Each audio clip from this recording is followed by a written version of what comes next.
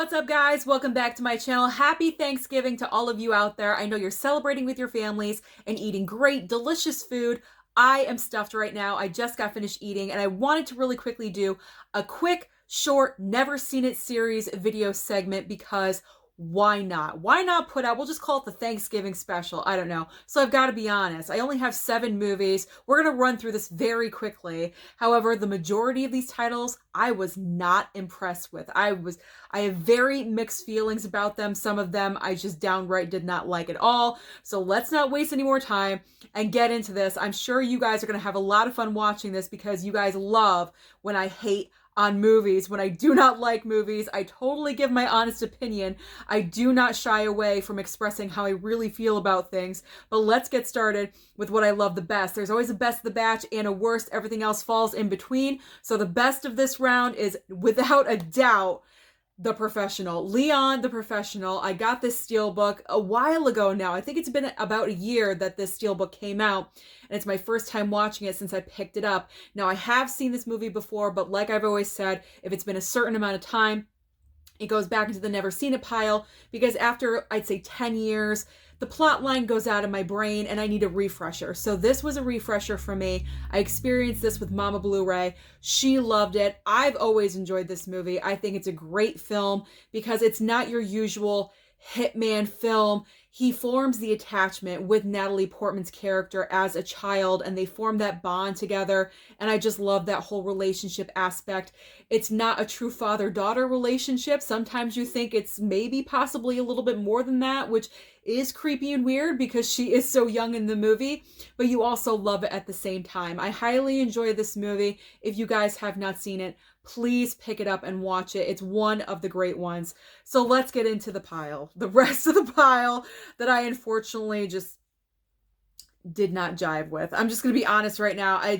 Okay, this one is an exception. We watched Red Heat. We enjoyed this one. It was different. It's always great seeing Arnold on screen, let's be honest. I had no problem with this one. Kind of a different way of viewing it's not your typical buddy cop movie with Arnold and Jim Belushi's character. So that was a different aspect of it, I will say.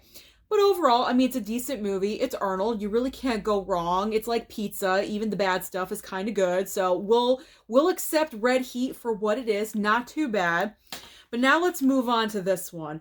Mayhem. Okay, so I picked this up because of Samara Weaving, pretty much, because I enjoy her. I think she's great. I was in and out of sleep. I gotta admit, I was in and out of consciousness, but from what I was actually seeing, it wasn't anything super fantastic. It's not something that I am jonesing to watch again anytime soon. However, I know I do need to watch it again because I was in and out of sleep. So I can't say that I absolutely hate this movie, but it didn't impress me. I wasn't like, wow, this is a great movie. That was not happening in this movie whatsoever. It was kind of a ridiculous plot line. I don't know. It's rewatch factor, not very high for me. I know that, but I will rewatch it again because right in the middle of it, I just went into sleep town and I woke up right towards the end. So I do need to rewatch it, but I wasn't impressed, guys. I was not impressed. Okay. All right. Let's talk about Great White. Now, the reason why we like monster movies, the reason why we enjoy shark movies in particular, is because we want to see the shark. We want to see what's going on. That's what catches our eye, like this cover, like, ooh, I want to see that.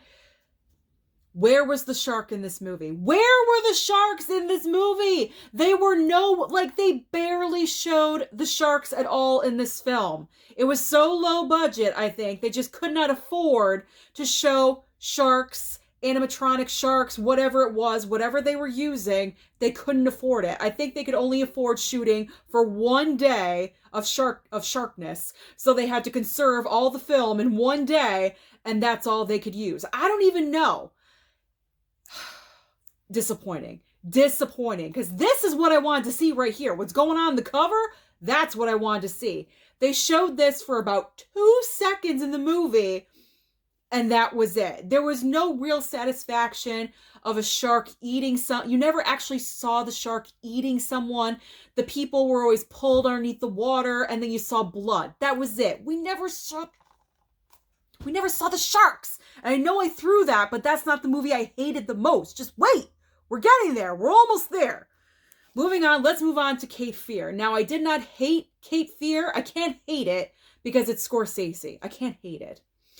But it was kind of a mismatch. It was kind of, I don't know, the rhythm of this movie was off. It was really long. This movie was really long. It didn't need to be that long. I even thought to myself watching it, why is this movie dragging? What the hell's going on? There's like all this backstory. You really need to pay attention to the little clues and nuances of everything to get the whole story straight. So you're paying attention, and it's just really long. Robert De Niro gives one hell of a performance. I will give him that. And he always puts in 100%.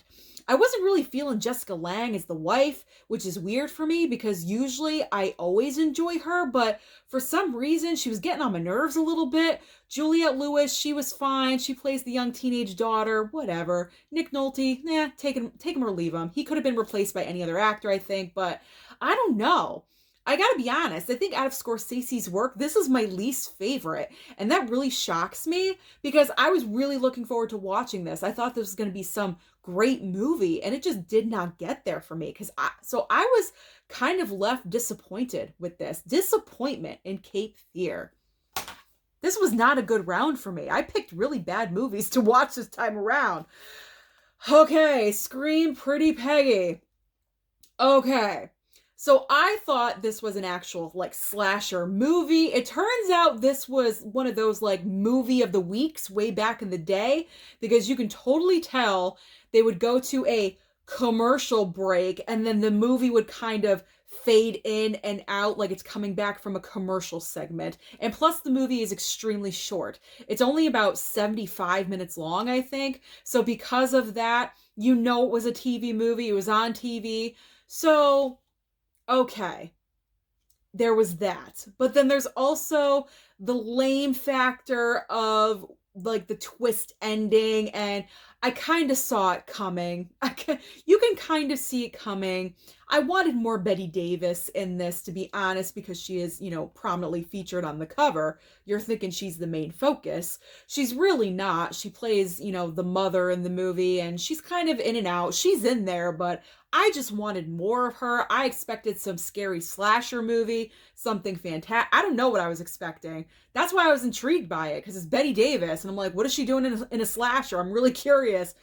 It just didn't live up to what I thought it was going to be. Doesn't mean it's necessarily bad, but it doesn't mean it's that great either. Yeah, I don't know. It's kind of on the lower end, the higher end of bad, I guess. Is it had? I don't know. The higher end of bad, I guess. Sorry, Pretty Peggy. I wanted you to be better. I really, really did. I'm sure it's a classic for a lot of people out there, but unfortunately, not for me. But that still is not the worst. Can you imagine? Now we're getting to the worst. The worst of this newly batch movies that I watched. Sundown. What the hell was this? What was this? Okay, let's dissect this for a second. So I understand the plot line. Good base plot, okay? If we went a completely other direction, I could have fully supported this movie, but this film just went way off the rails into ridiculousness, cartoonishville, because this film is so shockingly bad. Now, the base concept is vampires living in a town where they're wanting to coexist with humans and not, drinking their blood and turning them. So they're trying to concoct fake blood so they can consume that, so they can live with the humans. That's kind of like the gist of the story. But as they're going along with this, the ridiculousness of the effects, the acting is so horrible. The script is atrocious, let's be honest. The filming of everything, honestly, the worst thing about this movie are the bats. The bats flying around. They look like rubber bats on a string. Rubber bats on a piece of string just being led around in front of a black background or something with a little bit of a strobe light. and those are the bats. You're supposed to believe that. This movie is so stupid. It's like with 4 O's. It's so bad. It is so stupid. David Carradine is in this. I don't even know why he agreed to be in this movie because it's so bad. Bruce Campbell is also in this. However, I'm not shocked by that because obviously he chooses bad material because he was in Evil Dead. I'm sorry. I know a lot of you love that stuff. That is only my opinion. But I was shocked that David Carradine agreed to be in this movie. It is so bad and horrible. So, Sundown, Vampires in Retreat, you know what happens to the worst movies of the bunch. You're getting thrown. So that's everything that I have been watching. Happy Thanksgiving to all of you. Let me know down below what you have been watching lately. Don't forget to like and subscribe, and I'll see you next time.